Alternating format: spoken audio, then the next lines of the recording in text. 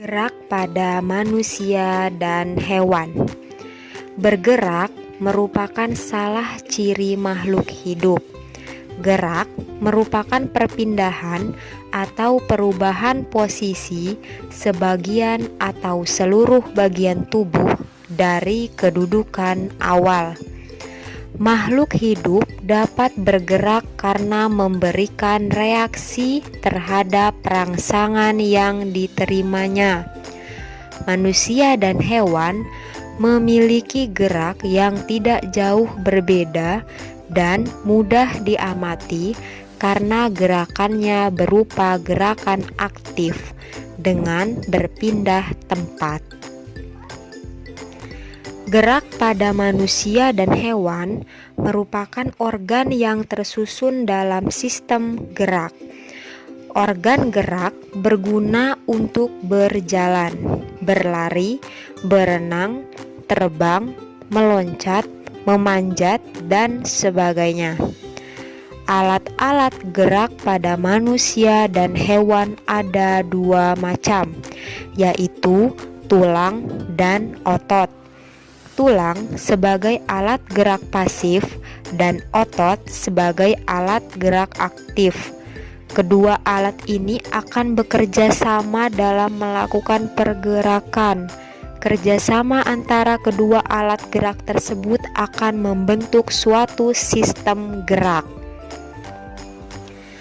Tulang sebagai alat gerak pasif karena tulang tidak dapat bergerak dengan sendirinya. Tanpa adanya alat gerak aktif yang mempengaruhi tulang, maka tulang akan diam dan tidak akan membentuk alat gerak yang sesungguhnya. Walaupun sebagai alat gerak pasif, tulang memiliki peran yang besar dalam sistem gerak pada manusia dan hewan. Otot sebagai alat gerak aktif karena otot memiliki suatu senyawa kimia yang dapat membuatnya bergerak. Otot terletak menempel pada tulang. Pada saat otot yang menempel pada tulang bergerak, maka tulang tersebut akan ikut bergerak. Teks bacaan yang berjudul Gerak Manusia dan Hewan yang baru saja kita baca bersama-sama terdiri atas 5 paragraf. Paragraf pertama, paragraf kedua, paragraf ketiga, paragraf keempat, dan paragraf kelima. Nah, tiap paragraf tersusun atas ide atau gagasan pokok ditambah dengan kalimat-kalimat pengembang. Ide pokok adalah gagasan yang menjadi dasar utama sebuah paragraf. Jadi di setiap paragraf itu pasti ada kata-kata yang menjadi dasar utamanya.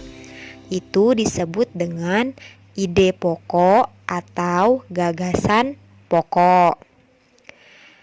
Ide pokok biasanya merupakan kalimat utama suatu paragraf. Seperti yang tadi Ibu bilang, setiap paragraf pasti memiliki kalimat yang menjadi dasar utama. Nah, biasanya kalimat yang menjadi dasar utama ini terletak di awal paragraf, di tengah paragraf, ataupun bisa juga di akhir paragraf. Sekarang Ibu akan memberi contoh kalimat atau ide pokok yang ada di paragraf pertama. Kita lihat kembali tulisannya. Bergerak merupakan salah satu ciri makhluk hidup. Gerak merupakan perpindahan atau perubahan posisi sebagian atau seluruh bagian tubuh dari kedudukan awal. Makhluk hidup dapat bergerak karena memberikan reaksi terhadap rangsangan yang diterimanya. Jadi, di paragraf pertama ini, Nak, menurut kalian yang mana ide pokoknya? Tadi ide pokok adalah kalimat yang menjadi dasar utama sebuah paragraf. Jadi, ide pokoknya yaitu bergerak merupakan salah satu ciri makhluk hidup.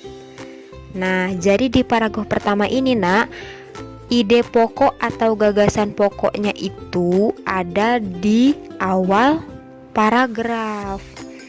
Nah, selanjutnya kalimat pengembangnya, kata-kata selanjutnya yaitu gerak dapat diartikan sebagai perpindahan atau perubahan posisi sebagian atau seluruh bagian tubuh dari kedudukan awalnya.